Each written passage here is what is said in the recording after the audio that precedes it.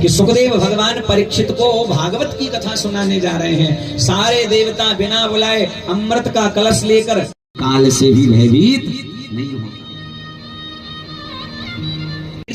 बड़े कंजूस, जब भी कोई उनके पास जाए किसी भी धर्म के सहयोग के लिए वो टाल देते, बहाने बना देते।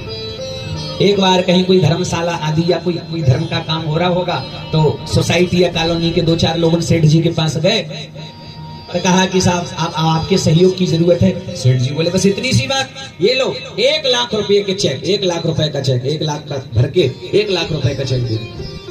पूरी कॉलोनी में चर्चा हो गई, अरे जिनसे 1 रुपया नहीं छूटता था 1 लाख रुपए दान कर दिया, ये कैसे संभव है।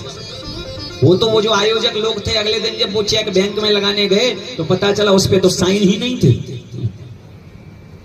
बाद में चेक वापस लेकर के आए सेठ जी के पास, बोले इस पे साइन क्यों नहीं किए। बोले गुप्त दान में नाम थोड़ी लिखा जाता है, गुप्त दान है, नाम लिख दिया तो फिर गुप्त कैसा रहा। कंजूस आदमी अपना स्वभाव छोड़ दे, ये कैसे हो सकता। देवता लोग इतने स्वार्थी अमृत का कलश लेकर आए और कह रहे हैं महाराज जी अमृत ले लो, बदले में ये कथा जो परीक्षित को सुना रहे हो वो हमें दे दो। विचार करने वाली बात है, जैसे यहाँ कथा हो रही है, श्रीया परिवार कथा करा रहा है।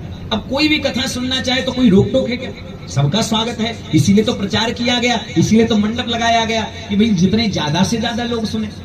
ऐसे ही सुखदेव जी जब परीक्षित को कथा सुना रहे थे तो कोई ऐसा प्रतिबंध थोड़ी था कि भाई ये ना सुने और ये ना सुने।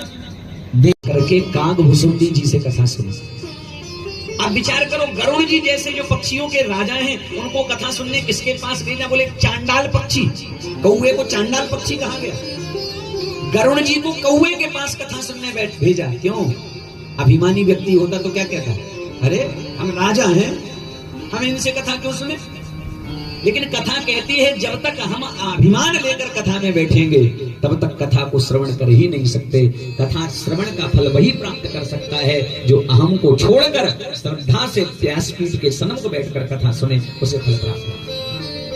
देवता लोग चाहते थे कि कथा सुखदेव जी सुनाए, पर केवल हमें ही सुनाए और किसी को न सुनाए। तो क्या ये संभव था? सुखदेव जी बोले हे देवताओं, ये तो ऐसी ही बात हुई कि कोई कांच का टुकड़ा लेकर के सुनार के पास जाए